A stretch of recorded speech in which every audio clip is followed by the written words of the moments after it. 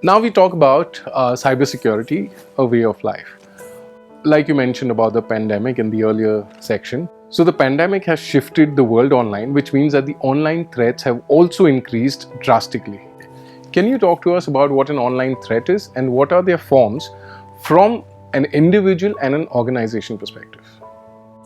So, with everything moving online, it's about securing things that are close to you. You will always go ahead and secure your car or your house. And similarly, now with everything going online, all our data is online. We literally have more data on our mobile phones than a lot of friends who might know about us. True. So, I believe that if the data is out there, it needs to be secured. Yeah. And if the lack of awareness among people to understand that this is really important to secure their data right now is something which leads to a lot of attacks.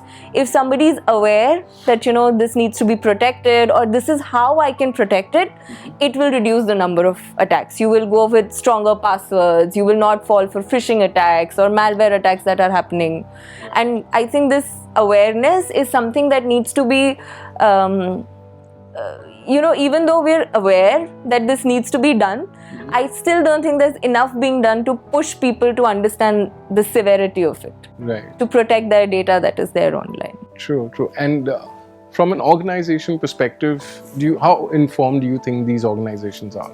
So, organizations there are two aspects to this. One is, when somebody starts a new organization, they might not completely understand the impact of importance. So I was recently talking to somebody and they're telling me everything works seamlessly. My servers are in one place. I take a connection from somewhere else. And then when I ask them what they're doing, they're taking a simple MSTSC across the internet, which is very easy to tap into. So somewhere, people are not completely informed that this is now not how it is. And the other challenge is sometimes people might be informed, but then security comes at a cost. True. So, so that's a constraint. Finding that balance is extremely important. Okay. How do you think organizations can prevent these attacks, or how can they go about securing themselves from these attacks? So I think for organizations, it's about understanding the need and how we have a lot of security solutions available right now. So it's about understanding at what point of time, how big is your organization to go in for these products and actually incorporate them. We're working for risk control solutions, and we believe that any product that helps you prevent an attack, an insider attack, outsider attack, anything is actually important. At the end of the day, the organization needs to understand that among the cost and the strength that they have, what are the solutions that they need to implement to actually be able to get over it. And apart from that, I think the biggest and the best way to actually do it is get into this awareness, where create an awareness among people. I know about a lot of organizations where the organization itself will send out phishing emails, and if somebody clicks on the email, that's it, you're in for a training, phishing email training. So It's about just how you can let people know that this is wrong, or you need to be informed that this is now not how it needs to be done. True. Now, what are some top cyber security challenges that small businesses face? Now, in India, small businesses constitute the major component of all the organizations in there. What are the typical challenges these SMBs face? So I think one very major challenge, big or small, that is there. So in the recent times, the one big challenge that was coming to up is that us too is that we need to access our desktops remotely, and the world was not prepared for it.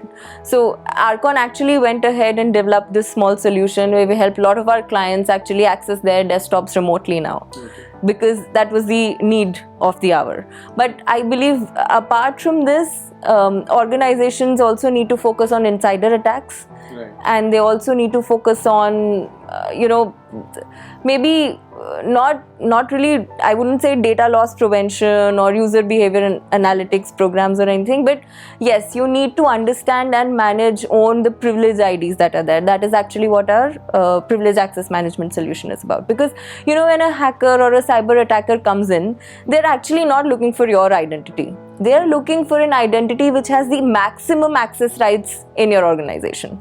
So if somebody comes in and steals my identity, or if somebody comes in and actually steals the administrator identity of my let's say Active Directory, it's a huge difference. And those are the IDs that these attackers are after, and those are the ones that need to be prevented or secured. So, like you mentioned, these attackers are behind privilege IDs, right? So, what do you think are the consequences that organizations will face if they don't implement cybersecurity solutions in their organizations? So, a lot of organizations actually don't pay so much of attention to cybersecurity until they've been attacked. And which is very sad, because the amount of loss that they incur by just a single attack is much more than what it would be to actually implement a security solution. And this is honestly the truth that we've seen at a lot of places. So I might believe that a privileged access management solution is not the need in my organization. Somebody might say you will be able to do without it. The next day you're attacked, and the second day you will get a call, or they will start hunting for a privileged access management solution. So it's about finding the balance, and organizations really need to understand that it is extremely important to protect the data that you have, because with more and more things going online, it's also about the trust that the customers have in you. Right. So for example, if I am vulnerable to an attack and I'm giving out my customers' information, at the end of the day, they need to trust that they are safe with you. And I think that is very important. That's a very big risk to take. So it's actually best to go in for your security solutions when the time is right, instead of waiting for an attack to happen and then understand the need for it. And there's no better time than now. Yes. Right? So being secure, is it a way of life now? Definitely. Because everything is about data, and if your data is not secure, then it's we're in a stage where we don't even know the implications. It's like Google has so much of your data, Facebook has so much of your data, and at the end of the day, we are using all these apps and features on a daily basis without even knowing what the impact of this data with them is going to be in the long run. And the value that they hold is because of all this data that they have. True. Absolutely. And that's why their net worth is their net worth.